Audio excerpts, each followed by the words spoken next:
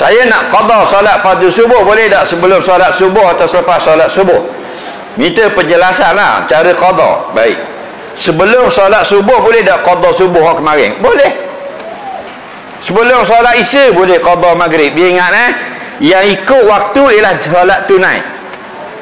Kitab mauquta, semayang 5 waktu, kitab yang ada kitab lah, kewajipan yang ada waktu. Zuhur mesti zuhur, tu tunai. Asar dalam waktu asar, kan? Adapun qada tak ada waktu. Sebelum semayang garik qada zuhur boleh, lepas garik qada isya boleh, sebelum isya qada garik boleh, lepas semayang isya qada subuh boleh, sebelum semayang subuh qada asar boleh. Faham lagi? Malang qada siang, siang qada malang boleh. Dah cara nak niat, aku contoh kalau qada nak qada fardu subuh, kita bangun tengok pukul 8 pagi dah. Dok kejut tengok bola malang.